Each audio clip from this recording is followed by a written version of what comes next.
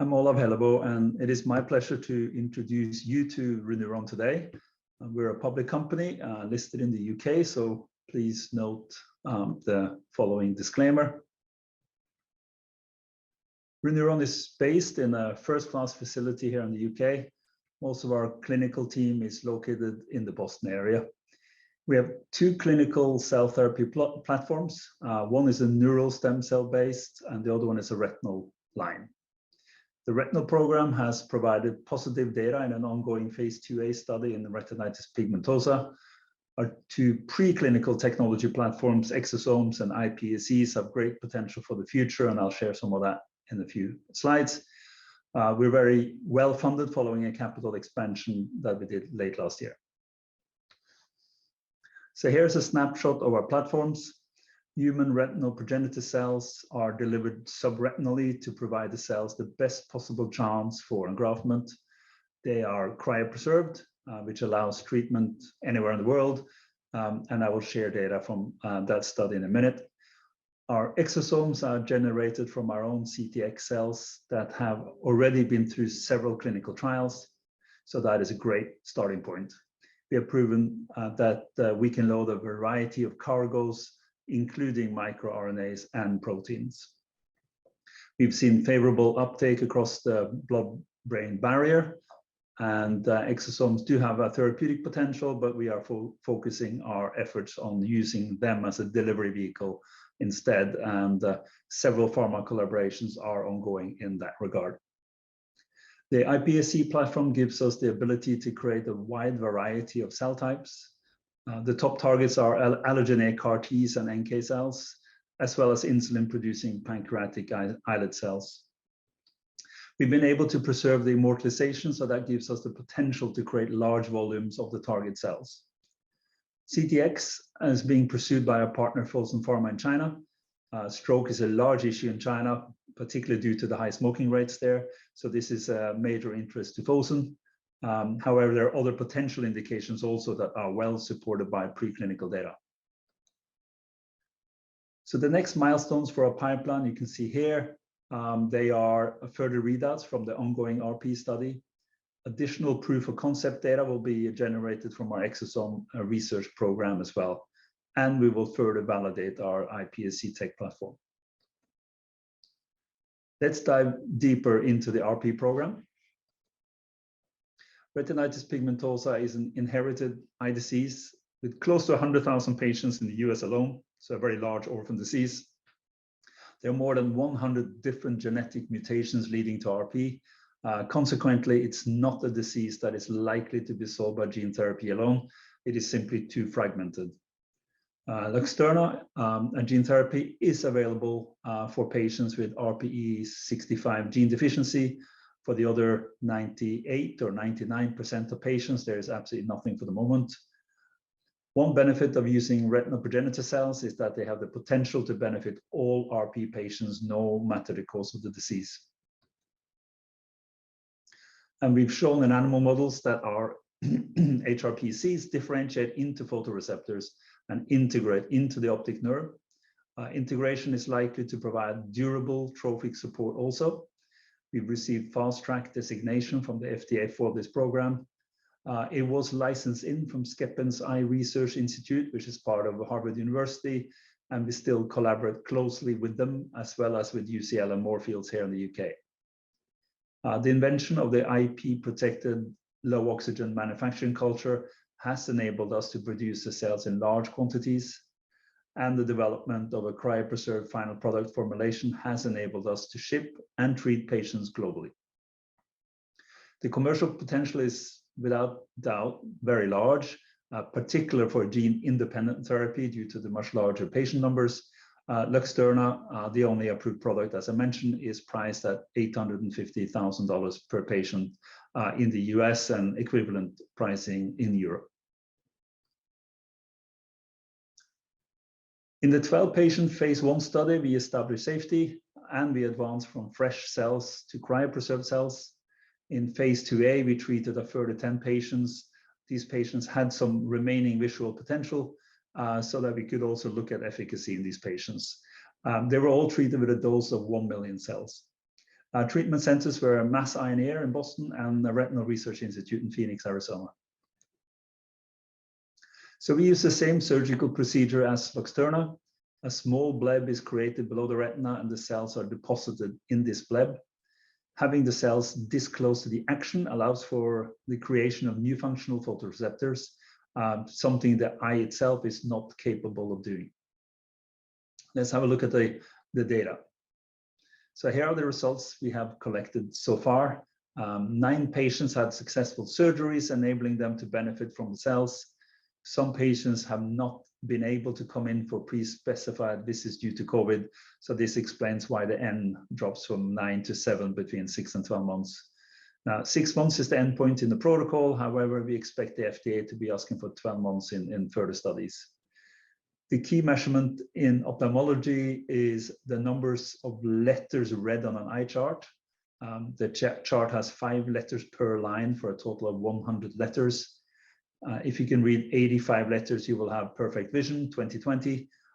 If you can read 35 letters or less, then you will be defined as legally blind. So in other words, an improvement of a few letters can make a real difference to patients. Any improvement or even stabilization is valuable, though, in a disease where the path to total loss of vision is otherwise unavoidable. The top line is the change on the chart here, is the change in vision compared to baseline in the treated eye, and the bottom line here is the untreated eye.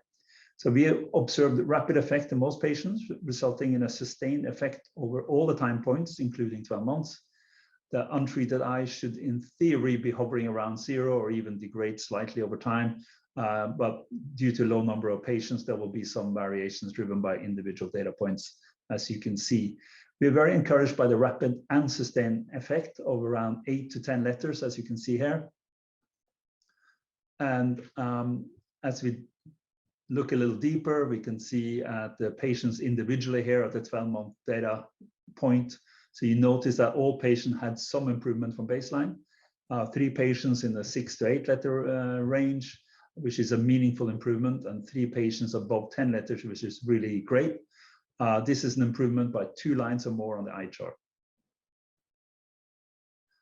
As we have promising efficacy results and no dose-limiting toxicity, we have expanded the study to treat an additional 9 patients at the higher dose. We would like to see if this could give additional benefits to the patients who were on the lower end of the chart on the previous page. And we have also added some additional efficacy measures, and we've added 3 additional clinical sites, including Professor McLaren's lab at Oxford University. So the next steps for us in the RP program is, first of all, to complete enrollment in the expansion study, and then we will have early follow-up data on those patients before year end. We are well aware of what a pivotal study will look like, as there's very good direction from the FDA on this, including a briefing paper. It's not possible to do a placebo control for subretinal surgery, so the FDA advises to use a design with 3 different patient groups, 1 treated with the intended clinical dose, 1 with a subtherapeutic or low dose, and the 3rd group will be randomized to be observed rather than treated.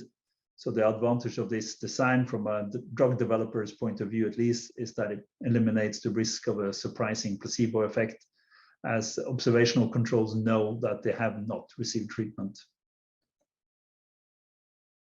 The competitive situation in RP is that there are a number of gene therapies in development, but only 2 cell therapies.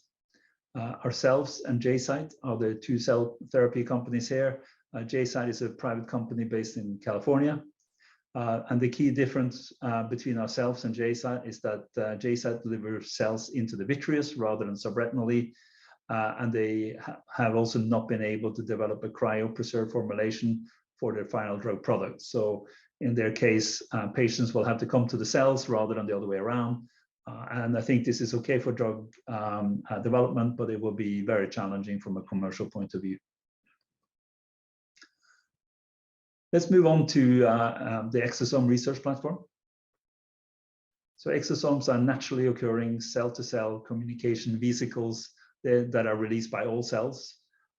We and others have demonstrated that these nanoparticles of around 100 nanometers in diameter can be loaded with different cargoes to efficiently deliver therapeutics to specific tissues. While exosomes have potential as therapeutics, as I mentioned earlier, we are focusing on exosomes as a delivery vehicle. ReNeuron has years of experience around the manipulation and culture of cell lines. The CMYC immortalization technology used in our CTX cell line is key to the consistency of the exosome product. A stable cell line results in a stable exosome product. We've proven the ability to load our exosomes with different cargoes, including microRNAs and proteins. They can be engineered to carry a wide range of therapeutics, and they can be decorated with peptides to target specific tissues. We have several research collaborations ongoing with large biotechs and large pharma, and we also have academic collaborations ongoing. We have already shown functional delivery and expect to share more data on proof of concept data in preclinical models over the next few months. The induced pluripotent stem cell technology platform is a relatively recent addition after the successful reprogramming of our CTX cells into pluripotency. iPSCs are the ideal material to produce stem cells, as they have the potential to differentiate into any of the 3 germ layers. However, they are highly unstable while in their pluripotent state. To overcome this, we have reprogrammed the CTX cell line to pluripotency. This allows us to differentiate down different cell lineages to produce any desired cell type, and then to reactivate the CMYC immortalization technology to stabilize the stem cells at intermediate stages for banking and then for manufacturing at large scale. These intermediate cell lines can be stored as off-the-shelf cell therapy products or as a starting material for short final differentiation protocols into whatever cells you're looking for. And T cells for CAR T therapy, for example, would be one of the high targets.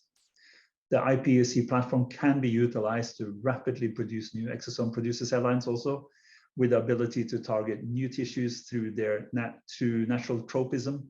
So for example, we believe in using cardiac progenitors if you want to target cardiac tissue, for example. So the 2 programs in development are immortalized homeopathic stem cells derived from reprogrammed CTX stem cells. So that will provide stable intermediate for the scale production of standardized T cells or NK cells for the treatment of cancer. Second program is pancreatic progenitors, and that is for the generation of stable human pancreatic progenitors for the treatment of diabetes. So in summary, we are working in areas where there are opportunities to realize significant value. On the side of HRPC, you can see JSite, our competitor, has signed an ex-US licensing deal with Santen, resulting in a $62 million upfront payment. So that's a very credible deal when you remember that most of the commercial value resides in the US rather than ex-US. And on the exosome side, the 2 major players, Kodiak and Evox, have both signed significant R&D deals. So it really means that we're participating in areas of great interest. So the summary of the opportunity is that ReNeuron is well-financed to pursue the opportunities we have before us, both in ophthalmology and on the research pipeline. We have the potential to create significant shareholder value going forward. Thank you very much.